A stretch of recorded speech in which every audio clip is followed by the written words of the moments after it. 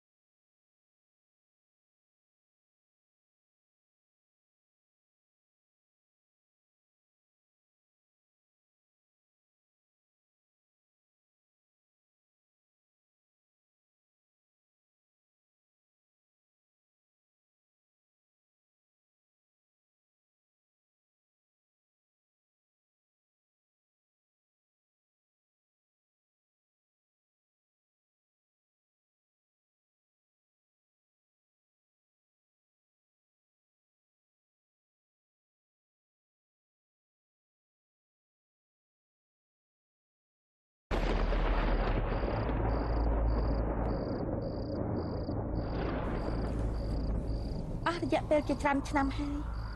បេះដូងស្រីម្នាក់ទាំងគ្រួសារនិងផ្ទះសម្បែងរបស់នាងសុទ្ធតែត្រូវបំផ្លាញអស់គឺពេលនោះហើយនាងឈឺចាប់ការឈឺចាប់នោះមិនតែជាងការដែលពោះខំនោះទេគិតមើលទៅខ្ញុំគឺជាពោះអេឆាដារីជាពោះផងជាមនុស្សផងតើនាងសងសឹកដោយរបៀបណាអស់រយៈពេល20ឆ្នាំមកហើយដែលខ្ញុំបានរៀនសូត្រដូច្នេះក៏មករំខានសត្វពស់ឲ្យសោះ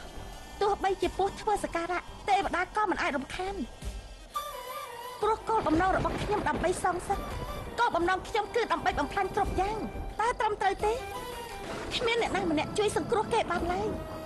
អ្នកណាទៅដែលអាចជួយបានគឺប្រកាសជាគ្មានទេ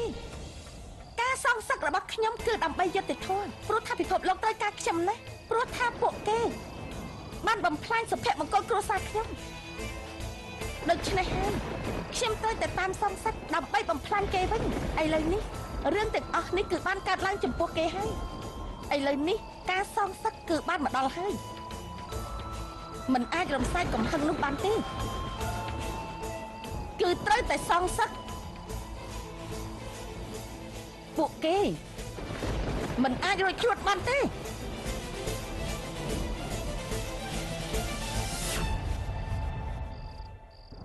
នាងបានលះបង់ច្រើនណាស់ដើម្បីតែការសងសឹករបស់នាងហើយពេលនេះគឺជាពេលវេលាល្អសម្រាប់ធ្វើការសងសឹកពួកយើងធ្វើច្រើនណាស់ដើម្បីតែថ្ងៃនេះពួកយើងទទួលការឈឺចាប់ហើយពេលនេះពួកគេនឹងទទួលវិញម្ដង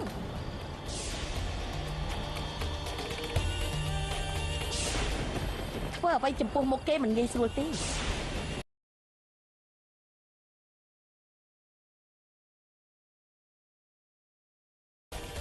យើងត្រូវតែជួបឧបសគ្គជាច្រើនតើគិតយ៉ាងម៉េចគឺអនុវត្តតាមផែនការរបស់យើងតែគេបំផ្លាញផែនការរបស់យើងហើយ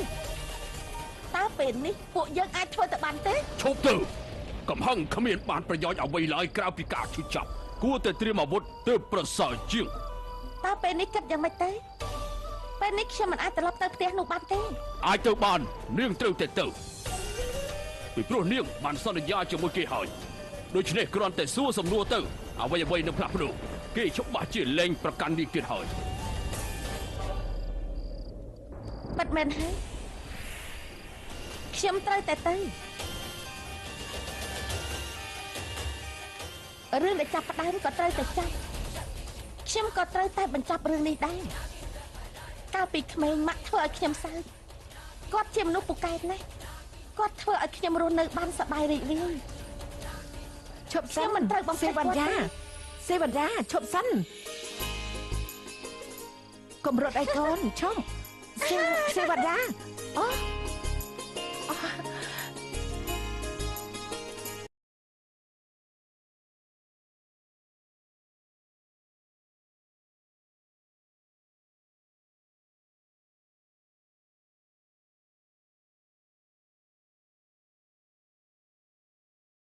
ព្រះជាម្ចាស់ប្រទានពរហើយ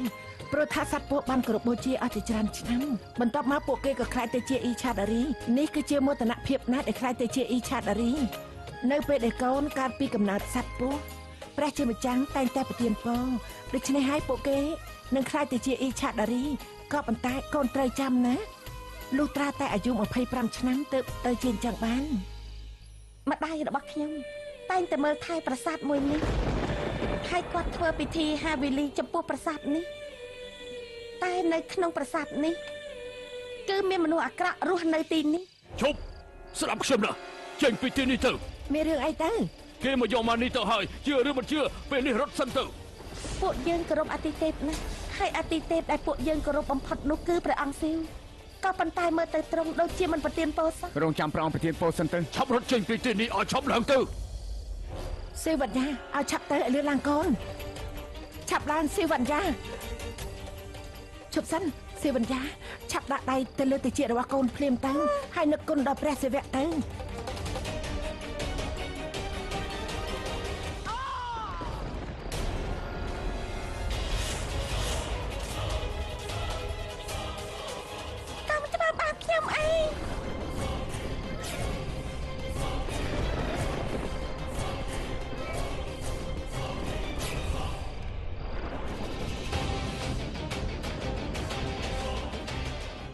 ណាម៉ានីឆាប់ប្រាប់ភ្លាមមកម៉ានីចេញពីទីនេះហើយចង់ជួបគេទៅរកកន្លែងផ្សេងទៅ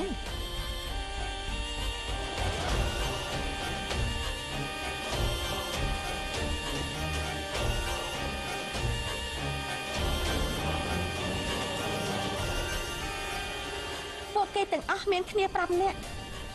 នៅទីនោះមានតែពុកហើយនឹងម៉ែលែងយើងភ្លាមលែងតាលែងទៅលែងតាមមកលែងខ្ញុំទៅតែពួកគេមិនស្ដាប់ទេគឺបានសម្លាប់ឪពុកម្ដាយខ្ញុំអ្នកនៅទីនោះទាំងអស់គឺត្រូវស្លាប់ពួកវាទាំងនោះមិនគោរពបូជាអ្វីទាំងអស់បងអាក្រក់បងធ្វើបាបអូនច្រើនហើយអូនមិនអត់ប្រាម៉ោះម៉ានីណែណាហ៎ប្រាម៉ោះថាម៉ានីណែណា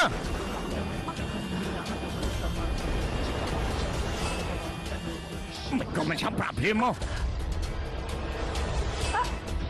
ប្រាប់យើងភ្លាមទោះជាសម្រាប់យើងក៏យើងមិនប្រាប់ពួកឯងដែរណាខ្ញ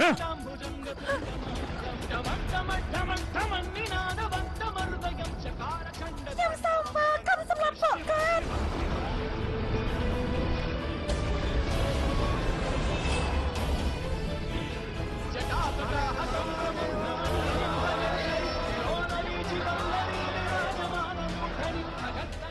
នៅពេលនោះឪពុកម្ដាយខ្ញុំក៏ស្លាប់ខ្ញុំឃើញពួកគាត់ស្លាប់ដោយផ្ទាល់ភ្នែកគឺពិបាកមើលណាស់ហេតុដូច្នេះហើយបានជាខ្ញុំតាំងចិត្តថានឹងសងសឹកពួកគេវិញមិនខានគឺដោយសារតែទង្វើចង្រៃព្រៃផ្សៃរបស់ពួកគេដល់ពេលស្រោចឈាមលើព្រះសិវៈហើយ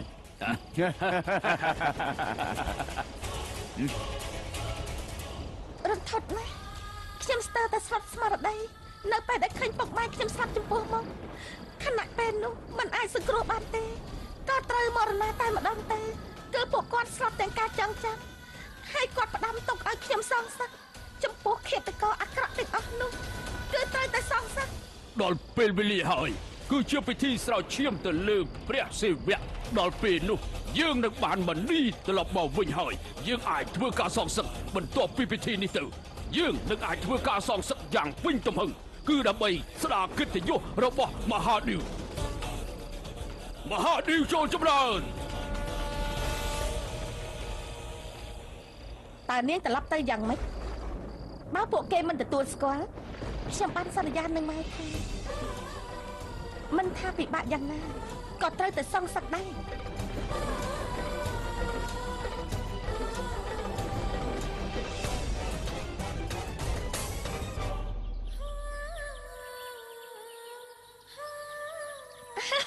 ចាំពិធីបានទេពិធីបំពាក់អញ្ជើញមែនទេត្រូវហើយអរគុណឲ្យចាប់ឡើងយកទៅដាក់ក្នុងឡានឲ្យឆាប់ទៅសួស្ដីទាំងអស់គ្នាសួស្ដីរៀបចំរួចហើយតើមែនទេរួចហើយបើចឹងញ៉ាំអាហារពេលព្រឹកទៅសួស្ដីអ្នកទាំងអស់គ្នា សួស្ដី រ៉ាម៉ូកានកាសង្ឃឹមថាម្ហូបអាហារមិនច្រើនទេណា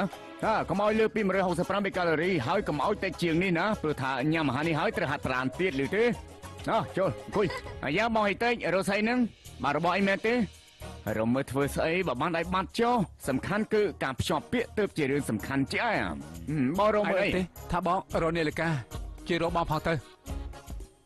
ហេតេនាឡិកាមកចាប់បែបនេះរកធ្វើអីឲ្យវាបាត់ចុះបានឲ្យកដោនាឡិកាថ្មីមួយ តាន់វីវាមិនសំខាន់តែចាស់ឬថ្មីទេតែវាជាកាដូដែលមកឲ្យបងហើយបងមិនប្រយ័ត្នក៏ធ្វើឲ្យបាត់ទៅ សុំតបផងចាស់អញ្ចឹងចាំអូនជួយរកដែរ ហេតេចាំបានទេថាឯងទុកវានៅកន្លែងណា មានដឹងទេគាត់កំពុងតែស្វែងរកមនុស្សស្រីមិនមែនរនាឡិការបស់គាត់ដែលបាត់នោះទេ មែនហើយគឺកំឡុងពេលចុងក្រោយដែលធ្វើពិធីភ្ជាប់ពាក្យ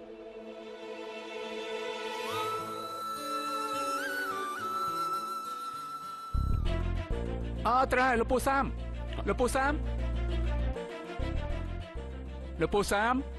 ត្រូវកាយដែរលោកខ្ញុំបាននាឡិកាក្នុងបន្ទប់ដូច្នេះទៅជាមួយខ្ញុំពេលនេះទៅឆាប់ឡើងមានរឿងអីមែនទេលោកពូ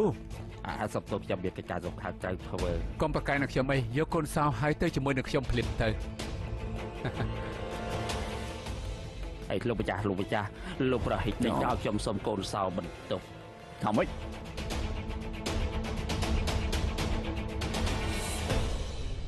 ឆ្ងល់ណាស់មិនបានជាលោកប៉ាមកចង់ឲ្យចូលអញ្ចឹងណាតែមានរឿងអីទៅឆ្ងល់ខ្លាំងណាស់ ហេទីអាចចង់ធ្វើនឹង បើកបន្ទប់រនាឡិកា មិនអាចបើកបានទេ ហេតុអី បើសិនជារោគទៀតយើងច្បាស់ជាយឺតពេកហើយនៅខាងក្នុងសុទ្ធតែសម្រាប់ទេណា បាទរឿងនេះខ្ញុំដឹងហើយ ហេតុអីក៏ឯងចង់ចូល ប៉ាហេតុអីក៏ប៉ាឆាប់ប្រតិកម្មខ្លាំងម្ល៉េះនៅក្នុងបន្ទប់អត់មានសាកសពទេខ្ញុំគ្រាន់តែទៅរករបស់ខ្លះតែប៉ុណ្ណោះឯងខ្ញុំគ្មានរឿងសំខាន់ទេកុំបារម្ភអី អូមែនទៅវិញទៅឯងនឹងទេឯងជាកូនប្រុសតែម្នាក់គូរបស់ប៉ាណាហើយឯងគឺជាម្ចាស់នីតិកន្លែងនេះដូច្នេះហើយទីនេះត្រូវតែមានរូបថតរបស់ឯងវាត្រូវតែអញ្ចឹងបានហើយចាប់ទៅ ប៉ាខ្ញុំសុំទៅរកនាឡិកាសិន ប្រាប់ហើយថាឯងមិនចាំមកចូលក្នុងទេ អត់ទេប៉ាមិនសមខ្ញុំជិះវានៅទីនេះ លោកប្រុសខ្ញុំប្រកឃើញនាឡិកាហើយ ឃើញទេប៉ាប្រាប់ហើយថាឯងអត់ភ្លេចវានៅទីនេះទេណាណាចាក់សោវិញទៅតែយើង បាទលោកប៉ា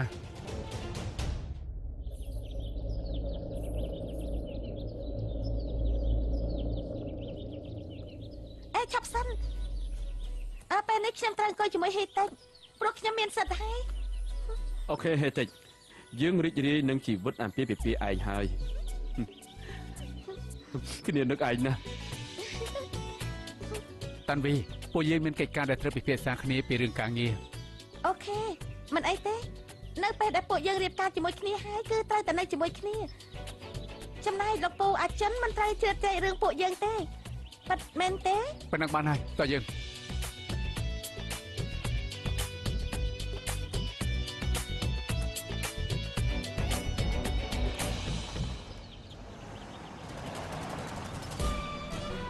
ទៅល្មមដល់ពេលត្រូវសងសឹកហើយ អាជនតើទីក្រុងញូវយ៉កយ៉ាងម៉េចដែរតើល្អទេអាជនខ្ញុំមិននិយាយជាមួយខ្យល់ទេនិយាយជាមួយឯងណា ឈប់សិនឈប់ចាំគ្នាប្រាប់ឯងទៅចុះណានេះកំពុងតែនិយាយពីឡាវ៉ាន់យ៉ាដល់បន្តិចទៀតនាងនឹងរៀបការជាមួយគ្នាមិនខានទេឯងចាំថាស្ដាប់ទៅ 10នាទីទៀតហ៎លឿនម្ល៉េះ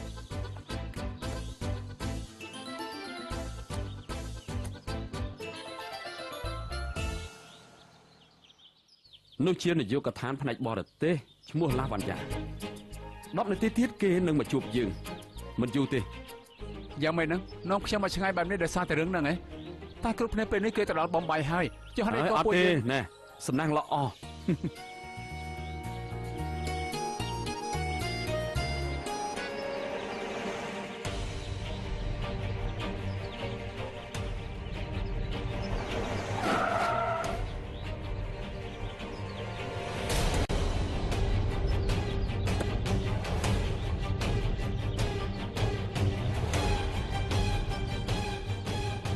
តែឯងគឺជាអ្នកណា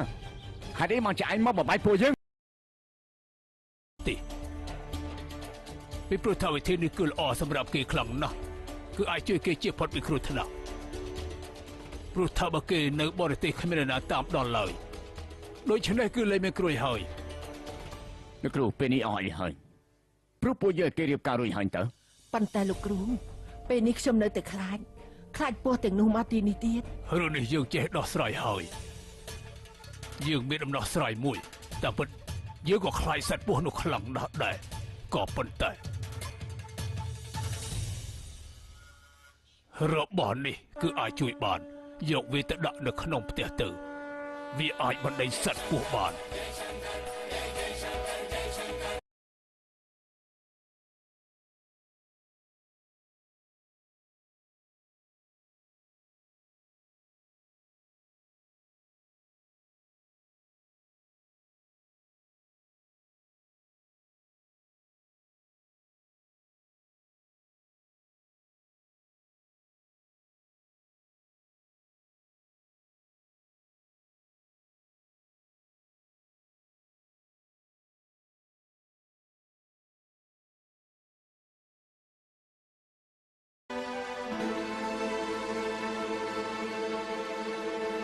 ជាយាមសង្កត់ចិត្ត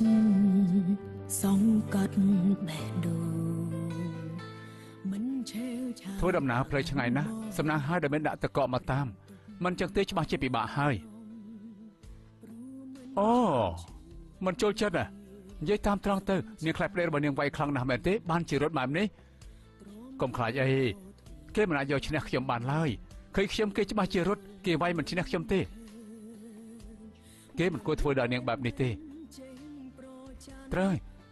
បើគេឃើញនៅជាមួយខ្ញុំបែបនេះបើគេមកទាន់គេនឹងវាយនាងមែនទេត្រូវទេយ៉ាងម៉េចឈឺមិនអីទេខ្ញុំបាត់ជាឈឺមែនត្រូវតែឈឺព្រោះវាគឺជារបួសវាត្រូវតែឈឺបែបនេះឯងកុំខឹងអ្នកដែលអាចទ្រាំបានបែបនេះគឺគួរតែឈឺបែបនេះហើយបើនេះមិនចង់ឈឺទេគួរតែចាក់ជាពីគេតែម្ដងទៅមិនក៏ទ្រាំឲ្យគេវាយខ្លាចគេណាស់មែនទេមិនត្រូវឲ្យខ្លួនឯងពិបាកបែបនេះទេរកកន្លែងថ្មីនៅទៅ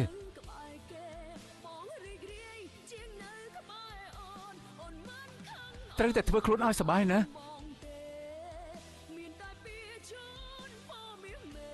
ក៏យ៉ាងមិនចេះអូខេមិនទេចាប់ខ្ញុំជួយនាងទៅវិញខ្ញុំចង់ធ្វើការព្រោះខ្ញុំមិនអាចមិនភ្ជាប់ពាក្យជាមួយគេទេព្រោះប៉ារបស់ខ្ញុំបានសន្យាហើយយ៉ាងណាខ្ញុំត្រូវទៅរៀបការជាមួយគេផ្ទះដែលលោកបានចូលទៅនោះគឺជាផ្ទះរបស់គេ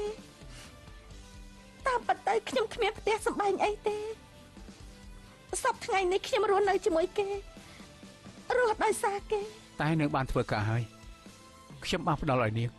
ឈប់រងសម្ពាធដោយសារគេទៀតទៅប៉ុន្តែលោកមិនគួរណានាងបានជួយសង្គ្រោះជីវិតខ្ញុំវាមិនអាចកាត់ថ្លៃបានទេ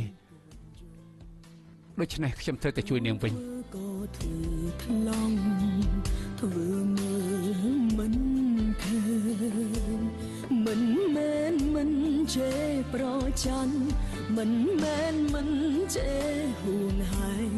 តែបើសំដែងចេញបានវ័យមកវិញ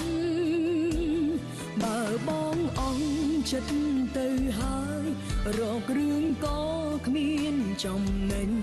មានតែជួយបំពេញចិត្តបងហើយនឹងគេ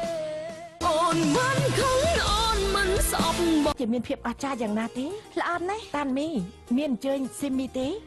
ត្រូវហើយគឺទៅតែអញ្ជើញគេពីព្រោះថាគេច្បាស់ជាចំណែនមិនខានទេប្រកាសណាស់ព្រោះពិធីនេះត្រូវធ្វើតាមប្រពៃណីម្យ៉ាងជាពិធីរបស់អ្នកមានវ៉ាវត្រូវហើយស្ត្រីរូបណាដែលបានរៀបការនឹងគេគឺជាស្ត្រីដែលមានសំណាងបំផុតត្រូវតែថតរូបឲ្យបានឃើញកន្លែងនេះរូបថតរបស់ខ្ញុំគឺត្រូវតែធំហើយភ្លើងចាំងមកពីខាងនោះព្រោះថាវាឃើញច្បាស់ឈប់សិនយកផ្កាទុកនៅខាងនោះទៅតានវី កំពុងធ្វើអីហ្នឹង ខ្ញុំកំពុងតែមកមើលការរៀបចំរបស់គេខ្ញុំក៏ជាអ្នកដេកគាត់ដែរដូច្នេះមានកំណត់ខ្លះចង់ប្រាប់ពួកគេ មកទីនេះធ្វើអីទៅគេហាមមិនឲ្យកូនកំមុំមកទីនេះទេពីព្រោះថាពិធីពូចានេះសំខាន់ណាស់កូនកំមុំមិនអាចមកទេព្រោះវាខុសនឹងពិធីពូចាប្រពៃណីយើង មិនអីទេម៉ាក់យើងបានធ្វើពិធីហាវីលីហើយគ្មានបញ្ហាទេជឿចុះគ្រប់យ៉ាងនឹងគ្មានអ្វីកើតឡើងទេហើយក៏គ្មានឧបសគ្គដែរ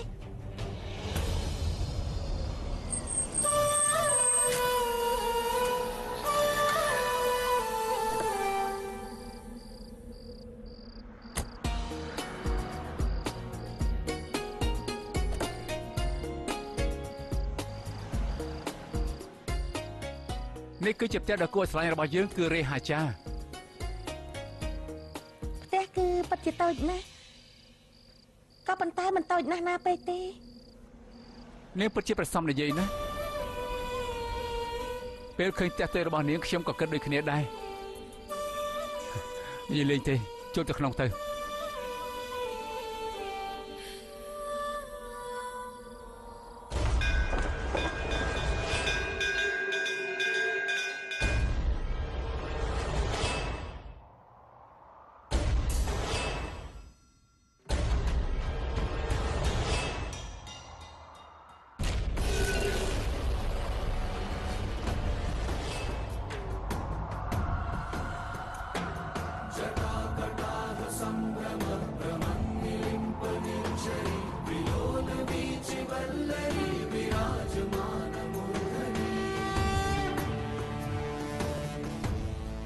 មុននេះគ្មានអីសោះនៅសុកស្រាប់តែមានខ្យល់ព្យុះ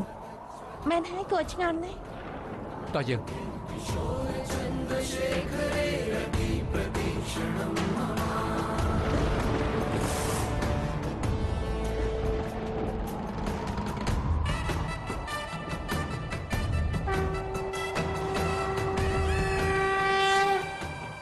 តែនេះជាស្អីទៅ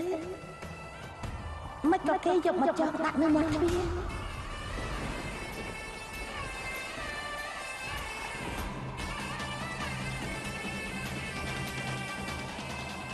ដឹងថានេះជាកន្លែងអីទេជាកន្លែងព្រះអាទិទេព ច្បាស់ជាមានអីមិនខានទេមិនក៏គេយកស្លឹកឈើមកចោលនៅមាត់ទ្វារប្រហែលជាមានឥទ្ធិពលអីមិនខានគួរឆ្ងល់ណាស់មិនក៏គេយកស្លឹកឈើមកដាក់នៅមាត់ទ្វារអញ្ចឹង មែនហើយខ្ញុំក៏មិនដឹងដូចដែរ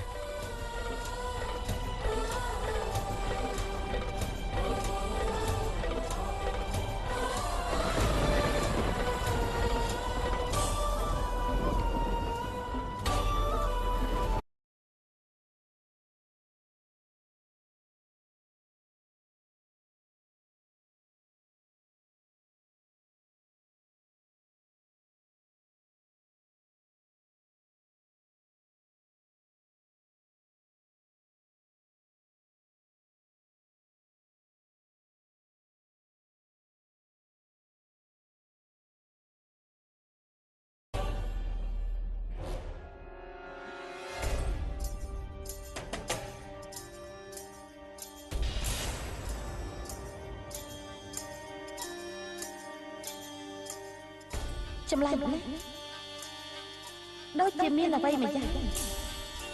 ប្រហែលជាមានអ្នកណារៀបចំអីមិនខានទេដូច្នេះខ្ញុំគួរតែប្រយ័ត្នខ្លួន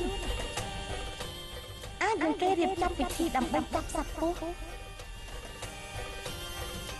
មិនអីទេត្រូវតែពិសោធន៍ដើរមួយជំហានគិតមួយជំហានសិនទៅ